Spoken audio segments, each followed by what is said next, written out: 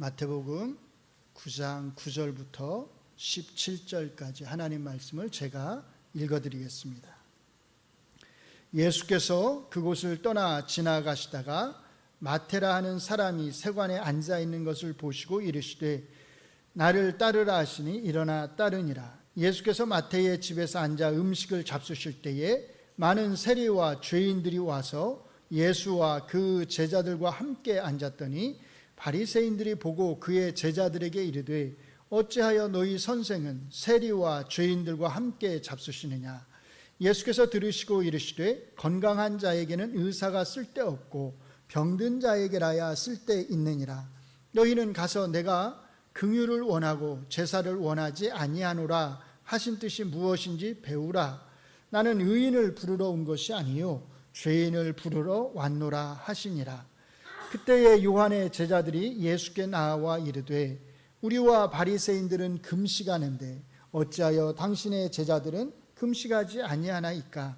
예수께서 그들에게 이르시되 혼인집 손님들이 신랑과 함께 있을 동안에 슬퍼할 수 있느냐. 그러나 신랑을 빼앗길 날이 이르리니 그때에는 금식할 것이니라.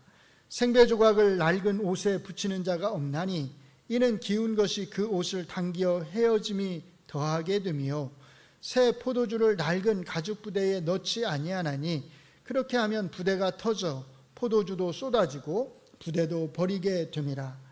새 포도주는 새 부대에 넣어야 둘이 다 보존되느니라. 아멘. 아멘. 지난주에 저희가 예수님이 두 번째 사이클에서 가르쳐 주시는 이 두 개의 가르침 중에서 첫 번째 것을 살펴보았습니다.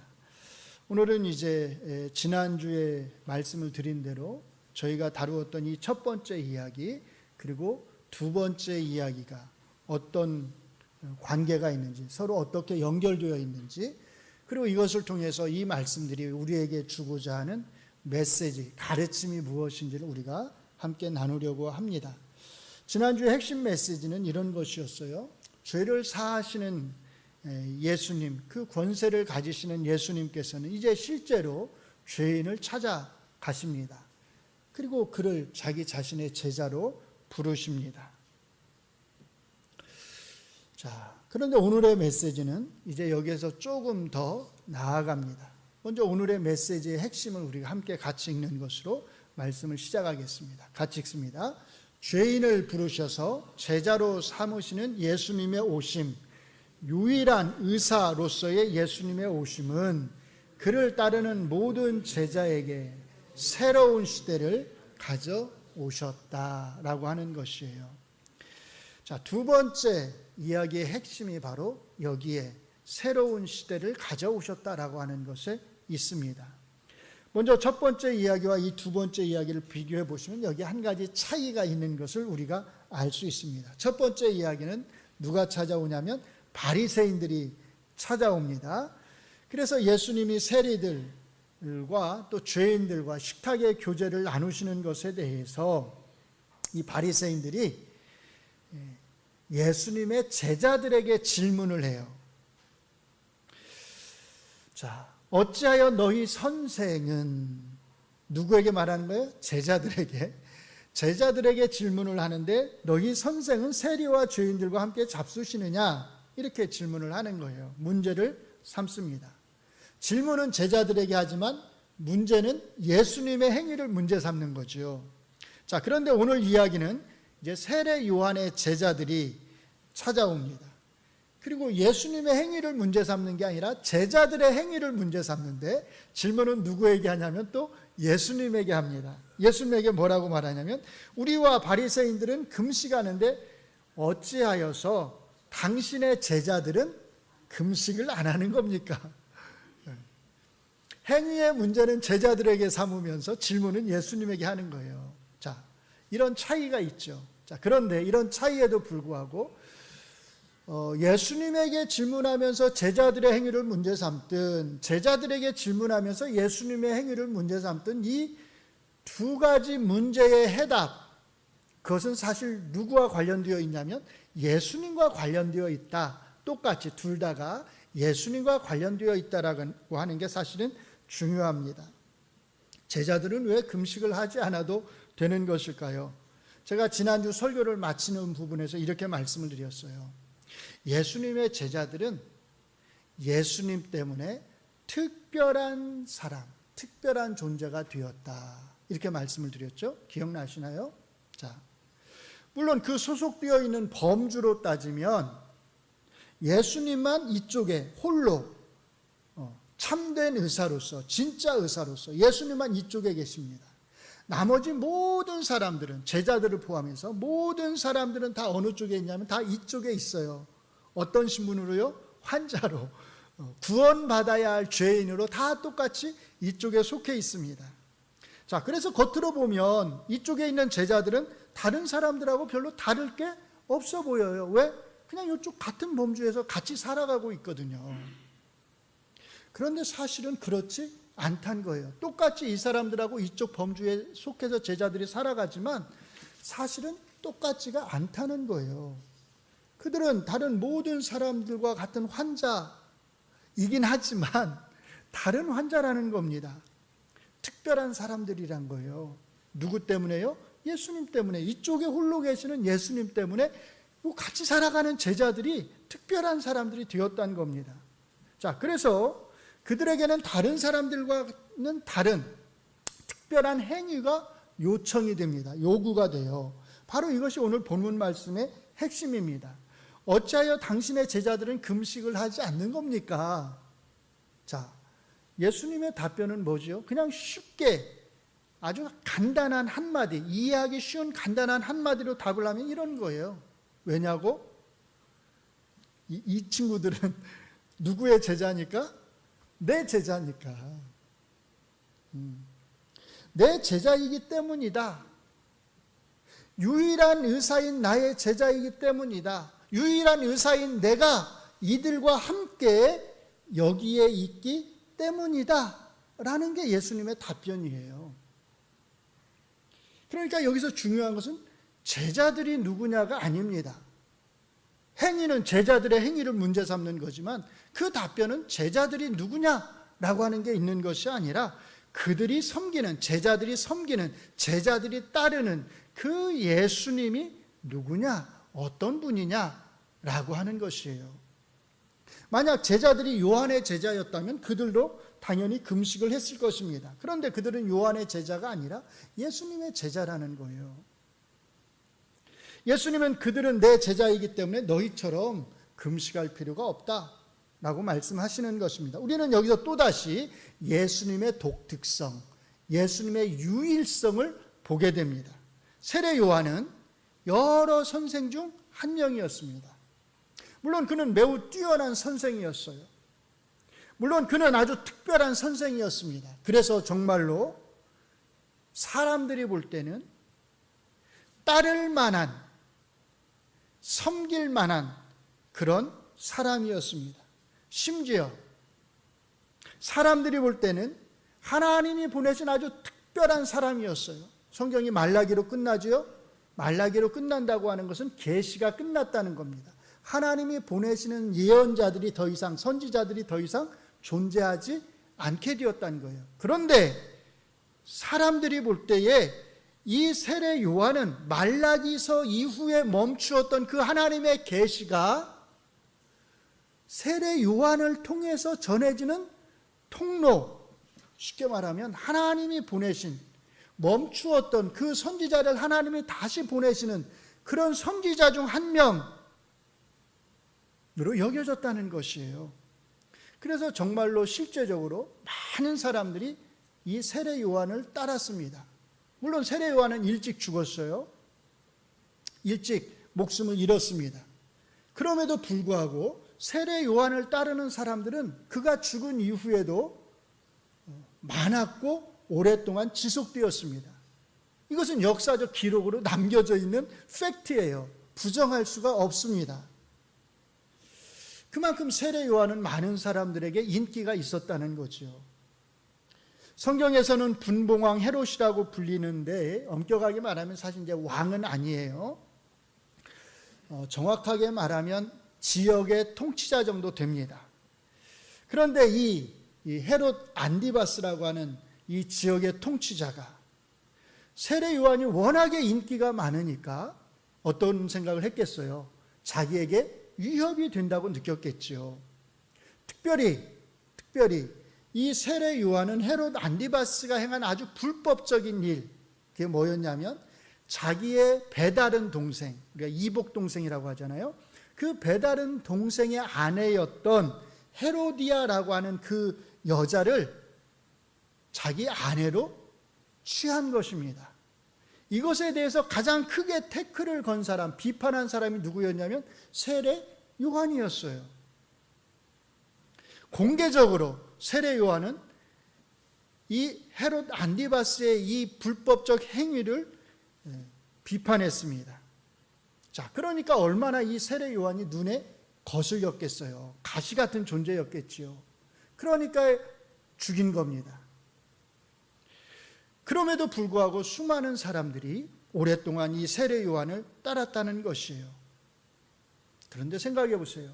아무리 많은 사람이 아무리 오랫동안 세례 요한을 따르고 추종했다 할지라도 그가 선생이든 아니면 진짜 선지자였든 그는 어떤 존재예요? 그냥 한 명의 사람이었습니다. 그는 구약 성경이 말하는 그 정결법을 잘 지켜야 했고 또 필요하다면 당대에 오랫동안 유대교에서 전통적으로 내려오는 금식의 규정, 일주일에 2번 금식하는 그 금식의 규례를 자기도 지키고 자기의 제자들에게도 지키도록 했습니다. 그런데 예수님은 어떠신가요? 예수님은 세례 요한처럼 그냥 한 명의 인간, 사람에 불과하신 분이 아닙니다. 저는 지금 예수님의 신성을 말하려고 하는 게 아니에요. 예수님이 온전한 인간이시면서 동시에 온전한 신성을 가지신, 인성과 신성 두 가지 본성을 가지신 하나님의 아들이시라고 하는 것은 맞습니다. 그러나 제가 오늘 말씀을 드리려고 하는 것은 그 예수님의 두 가지 본성이 아니에요. 예수님의 구원이 예수님의 권세입니다. 예수님은 죄를 사하시는 권세를 가진 분이셨어요. 그러한 분으로서 예수님은 실제로 죄인을 부르셨고 마태를 부르셨고 자기 제자로 삼으셨습니다. 그리고 마태뿐만 아니라 그의 또 다른 친구들, 세리들과 죄인들, 그들과 함께 식탁의 교제를 나누셨습니다. 바로 이 자리에서 예수님은 자기 자신의 그 독특하고 유일한 지위, 그 지위를 약간 다른 각도에서 설명하신 것이에요. 나는 의사다. 나는 환자를 고칠 수 있는 유일한 의사다. 그런데 오늘 본문에서는 예수님께서 여기서 조금 더 나아가십니다. 이제 의사가 아니라 자기를 뭐라고 소개하시냐면 나는 뭐다? 신랑이다라는 거예요. 이 말씀은 나는 더 이상 이제 의사가 아니라 신랑이다 라고 말씀하시는 것이 아니라 나는 여전히 의사인 건 맞지만, 나는 여전히 의사로서 존재하지만, 그러나 내가 이 땅에 와서 이루려고 하는, 내가 목적하는 나의 목적에 비추어 보면 내가 이 땅에 왔다고 하는 것은 이 제자들에게 사실은 신랑과 같은 존재로서 나는 여기 와 있는 것이다 라고 비유로 말씀을 하시는 것입니다. 혼인집 손님들이 신랑과 함께 있을 동안에 슬퍼할 수 있느냐? 너무나 당연한 질문 아닌가요? 슬퍼할 수 없지요. 오히려 기뻐하고 즐거워해야 합니다. 그러나 신랑을 빼앗길 날이 이르리니 그때는 금식할 것이니라. 지금 예수님께서는 제자들과 자기 자신이 함께 계시는 것이 마치 혼인집 신랑이 손님들하고, 혼인잔치에 초대한 손님들하고 같이 있는 것과 같다는 뜻입니다. 예수님이 지금 여기서 말씀하시는 이 혼인잔치는 그냥 드시는 비유가 아니에요. 이 혼인잔치는 가리키는 게 있습니다. 이 혼인잔치가 의미하는 것, 그것은 다른 것이 아니라 구약 성경에서 하나님이 선지자들을 통해서 계속해서 반복적으로 말씀하셨던 그 마지막 구원의 때, 구원잔치, 그 잔치가, 구원의 때가 예수님을 통해서 이미 이르렀다라고 하는 것을 우리에게 말하는 것입니다. 예수님이 지금 신랑으로 오셨다고 하는 말은 바로 그 구원이 시작되었다는 것이고 그 구원 잔치에 사람들이 참여해야 한다는 것입니다. 그 잔치에 지금 참여한 사람들이 있습니다. 그게 누구란 거예요? 제자들이란 거예요. 제자들은 이 구원의 잔치에 초대를 받았고 지금 그 잔치를 예수님과 함께 즐기고 누리고 있는 것입니다. 그런데 그 결혼잔치, 혼인잔치 속에서 슬퍼할 수 있겠느냐라는 거예요. 제자들의 기쁨의 원천은 어디에 있는 거예요? 자기들이 아니라 자기들이 혼인잔치의 주인공인 신랑과 함께 있다고 하는 데 있는 거지요. 그래서 제자들은 이 예수님 때문에, 혼인잔치의 신랑, 주인공인 예수님 때문에 그 혼인잔치에서 슬퍼하지 않고 금식하지 않고 기뻐할 수 있는 특별한 자들, 구원받은 자들이 되었다라는 뜻입니다. 그 다음에 이어지는 두 가지 비유는 구원자로서의 예수님이 신랑으로 이 땅에 오셨다고 하는 것이 제자들이 지금 살아가는 이 시대, 이 세상과 관련해서 어떤 의미가 있는지를 우리에게 설명하는 것입니다. 생배 조각을 낡은 옷에 붙이지 않는다. 새 포도주는 새 부대에 담아야 한다. 사실 같은 말씀을 두 번 반복하시는 것입니다. 새로운 시대에 살아가면서 예수님이 가져오신 이 새로운 시대에 살아가면서 여전히 과거의 옛날의 낡은 시대에 행실을 하면서 행위를 하면서 살아갈 수는 없다는 것이에요. 구원자로서의 예수님이 가져오신 이 새로운 시대를 살아가는 사람들은 여기에 맞는, 새로운 시대에 맞는 새로운 삶의 모습으로 살아가야 된다는 것입니다. 다른 비유, 예수님이 하신 다른 비유로 하면 그들에게는 새로운 옷이 입혀진 것이에요. 그러면 새로운 옷을 입은 사람답게 살아가야 된다는 것입니다. 예수님이 정말로 죄인들의 죄를 사하시는 분이시고, 그래서 정말로 죄인들을 불러서 제자를 삼기 위해서 오셨고, 그래서 그 예수님의 오심이 이 땅에, 이 세상에 완전히 새로운 시대를 가져오시는 것이었다면 이제 바로 그 예수님과 함께 이 시대를 살아가는 사람들, 그 예수님의 제자들에게는 특별한 지위가 주어진 것이고, 지위만 주어진 것이 아니라 그 지위에 맞는 합당한 삶이, 특별한 삶의 모습이 요구되어집니다. 그러므로 오늘 말씀의 핵심은 우리가 그리스도인으로서 금식을 해야 되느냐 말아야 되느냐, 한다면 몇 번이나 해야 되느냐, 사실 그런 것을 우리에게 말씀하는 게 아니라는 것이에요. 단순히 먹고 마시는 문제를 다루고 있는 게 아니라는 것입니다. 오히려 더 근본적인 것, 우리의 먹고 마시며 살아가는 그 바탕에 있는 훨씬 더 근본적인 너무너무 중요한 말씀을 우리에게 하시는 것이에요. 그리스도인들이 정말로 예수님이 가져오신 그 새로운 시대에 맞는 새로운 정신을 가지고 살아가야 한다. 그런데 너희가 정말로 그 새로운 시대에 맞는 정신을 가지고 살아가고 있느냐라는 것입니다. 이것은 구약 성경에서도 우리에게 약속되었던 것입니다. 또 새 영을, 새로운 영을 너희 속에 두고 새로운 마음을, 새 마음을 너희에게 주겠다. 에스겔 36장 26절에서 하신 말씀입니다. 그리고 이런 유의 말씀은 신약 성경의 서신서에서도 반복되는 것을 우리가 알 수 있습니다. 너희는 이 세대를 본받지 말고 오직 정신을 새롭게 함으로 변화를 받아라. 로마서 12장 2절의 말씀입니다. 그런즉 누구든지 그리스도 안에 있으면 뭐라고요? 새로운 피조물이라. 이전 것은 다 지나갔으니 보라, 새 것이 되었다. 다 뭘 말하는 거예요? 그리스도인의 새로운 존재됨을 말하는 겁니다. 이러한 새로운 존재됨은 오직 예수님 때문에 가능하게 되었다는 것이에요. 여러분은 예수님이 가져오신 새로운 시대를 살아가고 계시나요? 그 새로운 시대에 맞는 정신을 가지고, 마음을 가지고 거기에 걸맞는 삶의 모습으로 살아가고 계시나요? 우리가 그것을 어떻게 알 수 있을까요? 그것은 다른 데서 찾을 수 있는 게 아니라 여러분들이 하는 생각, 여러분들이 품고 있는 그 생각들, 그 정신, 그리고 여러분들이 행하는 그 행동들을 통해서 드러나는 것입니다. 그래서 그것은 누구보다도 사실 여러분 스스로가 잘 알 수 있는 것이에요.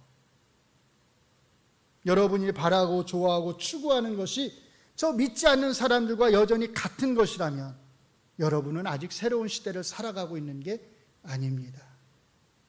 여러분이 저 믿지 않는 사람들과 똑같은 생각을 하면서 똑같은 것들을 추구하고 있다면 여러분들은 새로운 정신을 가지고 살아가는 것이 아니에요. 저는 솔직하게 여러분에게 한 가지 부탁을 드리고 싶습니다. 이거는 개인적인 거니까 여러분들이 그냥 그렇게 들어주셨으면 좋겠어요. 여러분들이 이 나라를 위해서 기도하실 때 제발 이 나라가 더 부강하게 해달라고, 이 나라가 더 잘 사는 부유한 나라가 되게 해달라고 기도하지 않으셨으면 좋겠어요.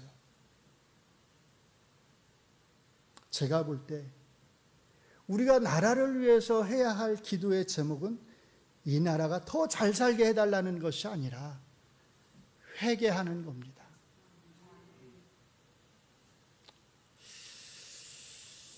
이 나라가 하나님이 베푸신 불을 잘못 사용하고 있는 것에 대해서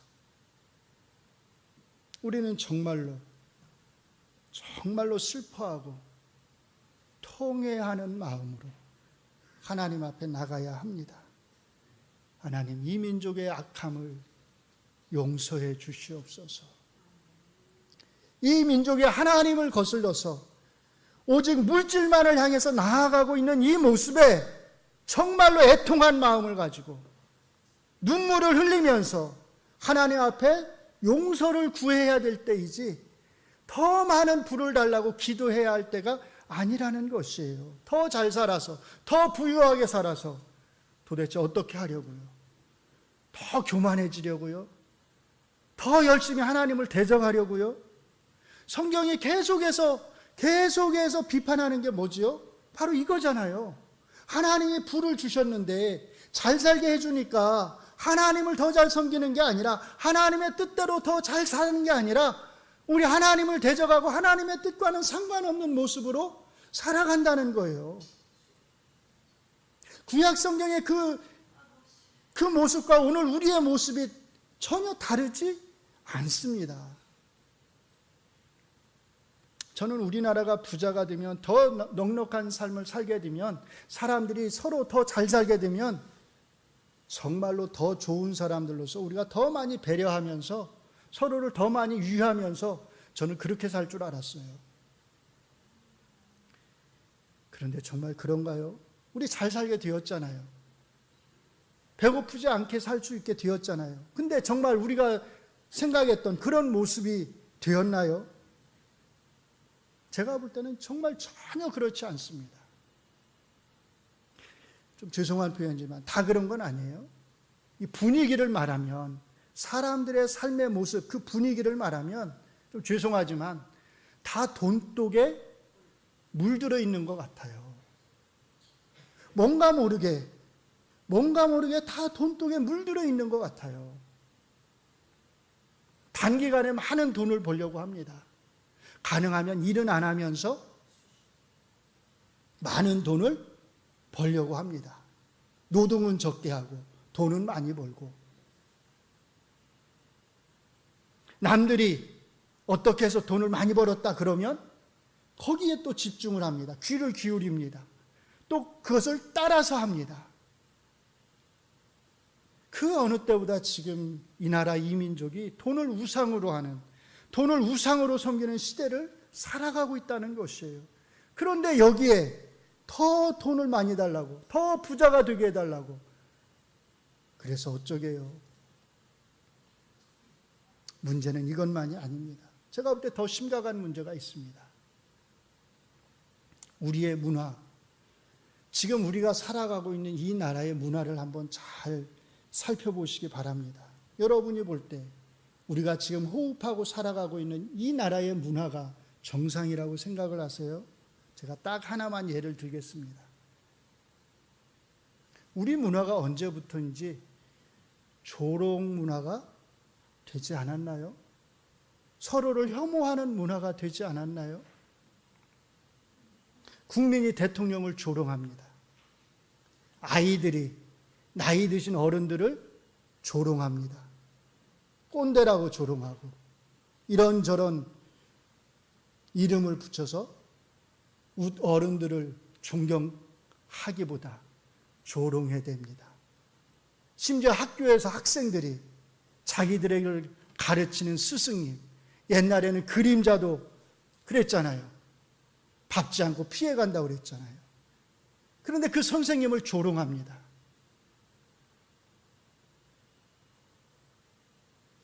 나라를 위한다고 하는 사람들이 5.18 민주화 운동을 조롱합니다.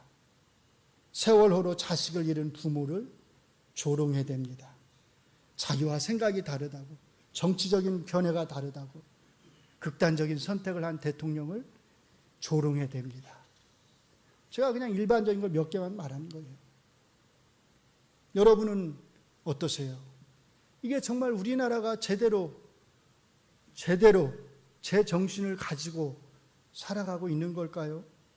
잘 살게 된 결과가 지금 이런 것인가요?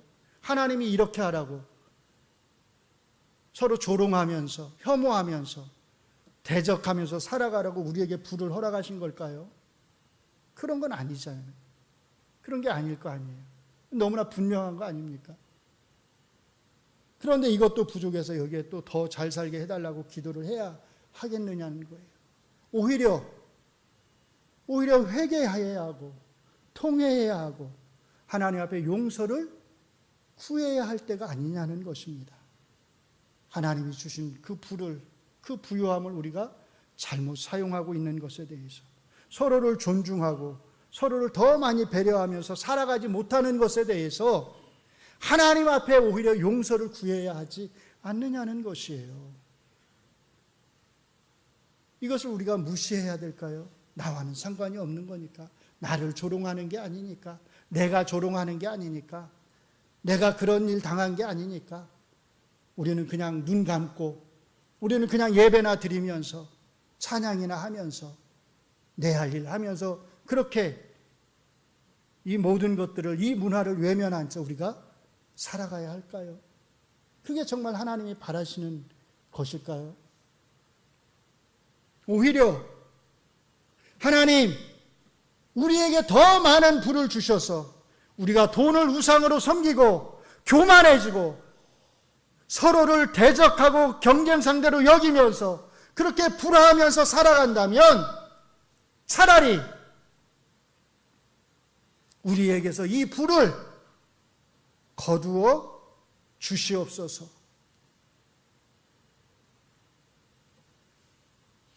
우리가 정말 그리스도인이라면 이 정도 기도를 드려야 할 용기, 적어도 배짱이, 믿음이 아니라면 배짱이라도 있어야 되지 않을까요? 여러분은 우리가 배고픈 인간으로 살아가기를 원하시나요? 아니면 배부른 짐승으로 살아가기를 원하시나요? 어느 쪽입니까? 배고픈 인간입니까? 배부른 짐승입니까? 하나님이 우리를 뭘로 창조하셨죠? 하나님의 형상으로 창조하셨다고 말씀합니다. 우리가 정말로 하나님의 형상으로 창조된 사람들이라면, 그런 인간들이라면 비록 내가 굶어 죽을지언정 나는 하나님의 형상으로 살겠다, 이 정도의 배짱은 우리가 있어야 되지 않겠어요? 나는 그리스도인답게 살다가 죽겠다, 나는 굶어 죽어도 그리스도인답게 죽겠다, 이런 배짱이라도 우리에게 있어야 하지 않느냐는 것입니다. 그런데 이런 배짱은커녕 더 큰 문제가 있습니다. 너무너무 안타깝게 제가 생각하는 문제가 있어요. 그리스도인이라고 하는 사람들이 예수님이 가져오신 이 새로운 시대를 살아간다고 말하는 사람들이 오히려 이런 조롱 문화를 어떻게 해요? 더 확산시킨다는 것이에요. 스타벅스의 모 회장, 여러분들 다 잘 아십니다. 자기 스스로 나는 그리스도인이다 라고 말을 하고 TV 나와서 하나님 앞에 영광을 올린다 라고 떠벌린 사람입니다. 여러분은 이런 대기업 회장이 그리스도인이라고 하니까 어떠세요? 자랑스러우세요? 야, 역시 하나님이 복을 많이 주셨구나. 자랑스러우세요? 같은 그리스도인이라고 하는 게 기독교 학교라고 하는 고등학교가 우리나라에서 가장 오래된 역사를 가지고 있다고 자부하는 기독교 학교가 아마 매주마다 하나님 앞에 예배를 드릴 거예요. 그런 기독교 학교 학생들이 이런 조롱 문화에 빠져 있는데도 보세요. 학교장도 그렇고 학부모도 그렇고 어디에 관심 있어요? 얘네들 대학 못 갈까 봐. 야구로 대학 못 갈까 봐 거기만 관심이 있어서 애들을 구제하는 데만 관심이 있습니다. 정말로 이 아이들에게 무엇이 잘못되었는지, 왜 그렇게 하면 안 되는지, 왜 그렇게 하면 기독교 학교로서의 그 기독교 정신에 어긋나는 것인지 그것을 제대로 가르쳐줘야 되는데 그것을 가르쳐주는 데는 관심이 없고 아이들 내 자식 잘못될까 봐 거기에만 관심이 있습니다. 제가 보니까 이 아이들이 이번만 그런 게 아니래요. 제가 잠깐 봤는데 뭐 자세히는 모르겠어요. TV에서 아마추어 야구팀들이 나와서 하는 뭐 경기가 있나 봐요. 옛날 은퇴한 프로 선수들하고 하는 경기인가 봐요. 거기에 이 고등학교 팀이 나가서 야구 경기를 하는데 프로야구 은퇴한 선수들이면 한참 위잖아요. 그런데 경기를 하는 도중에 상대편 선수들, 이 프로야구 은퇴한 선수들을 조롱해 댔다는 거예요. 그래서 그 방송을 내보낼 수가 없어서 그거는 방송에 내보내지 않았다고 합니다. 뭐예요? 그게 몸에 배어 있는 거예요. 어디 학교를 다니는데요? 부끄럽습니다, 진짜로. 이 나라를 위해서 정말로 바르게 생각하고 바르게 행해야 할 그리스도인들이 이런 혐오 문화, 조롱 문화를 확산시키고 있는 것에 대해서 우리는 나몰라라해서는 안 되고 정말 같은 그리스도인으로서 부끄러워해야 합니다.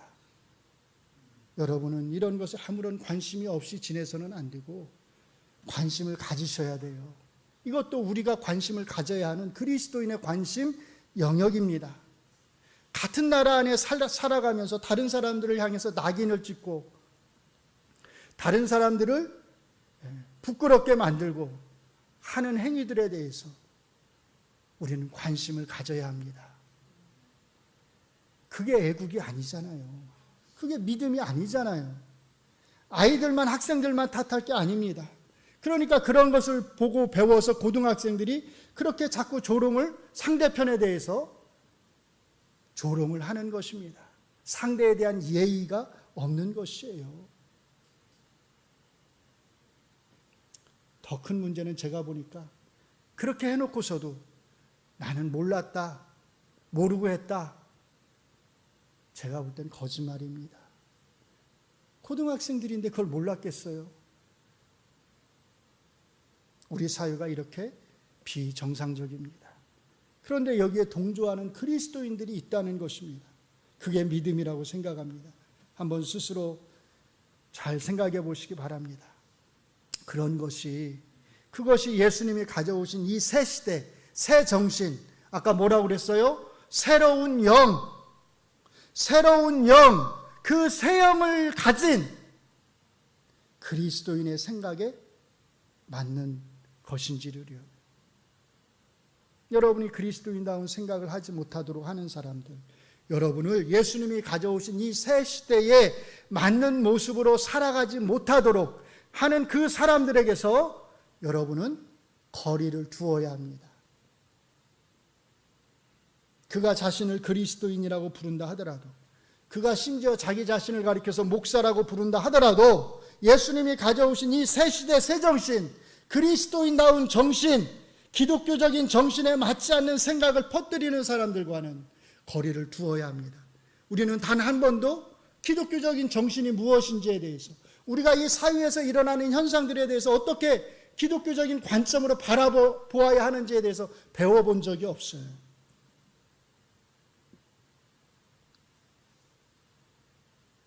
그러나 이제 생각을 해야 합니다. 지금이라도 우리가 정신을 차려야 합니다. 우린 그리스도인이잖아요.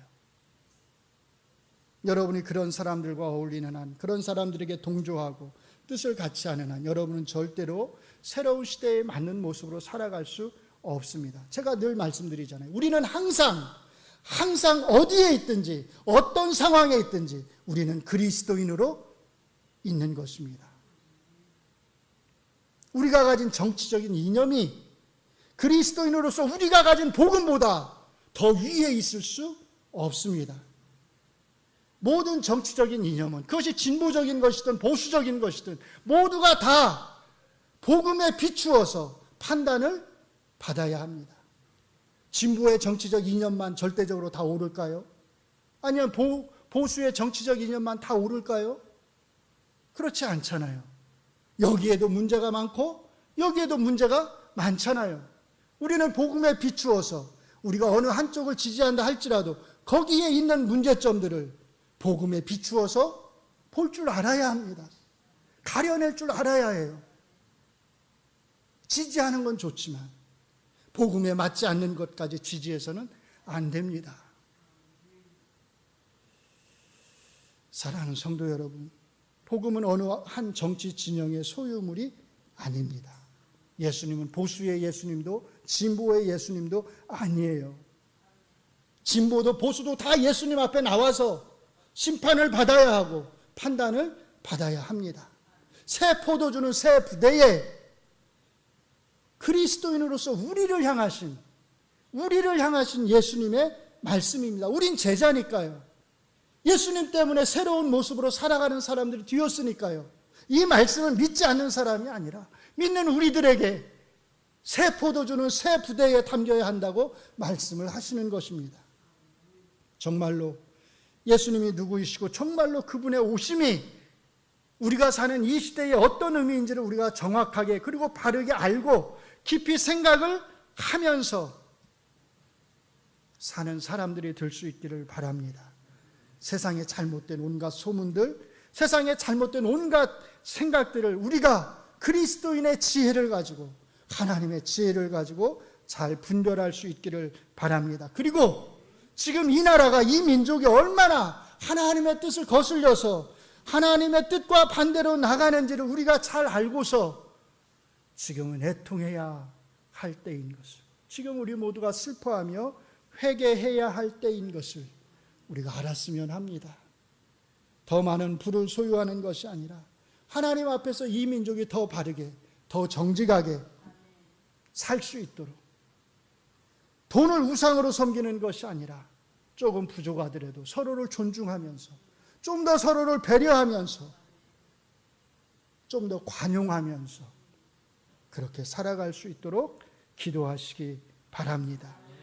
마지막으로 바울 사도의 다음과 같은 말씀을 함께 읽는 것으로 오늘 말씀을 마치겠습니다. 같이 읽습니다. 너희는 이 세대를 본받지 말고 오직 정신을 새롭게 함으로 변화를 받으라. 아멘. 기도하겠습니다. 하나님, 이 민족을 불쌍히 여겨 주시옵소서. 우리의 악함을 용서하여 주시옵소서. 하나님이 주신 불을 바르게 사용하지 못하고 오히려 불을 우상으로 섬기며 더 많은 불을 추구하면서 서로를 적대시하고 서로를 조롱하고 혐오하는 우리의 이 완악함을, 이 오만함을, 이 교만함을 하나님이 용서하여 주시고 우리에게 다시 한번 기회를 주시기를 원합니다. 바르게 불을 사용할 수 있도록, 바르게 서로를 관용하며 사랑하며 배려하며 살아갈 수 있도록 이 민족에게 다시 한번 새로운 기회를 하나님이 허락하여 주시기를 간절히 원합니다. 이 나라가 이 민족이 하나님 앞에서 바르고 정직하게 하나님이 바라시는 정의와 공의를 행하며 서로를 존중하며 살아가는 그런 나라가, 그런 민족이 되게 하여 주시옵소서. 예수님 이름으로 기도합니다.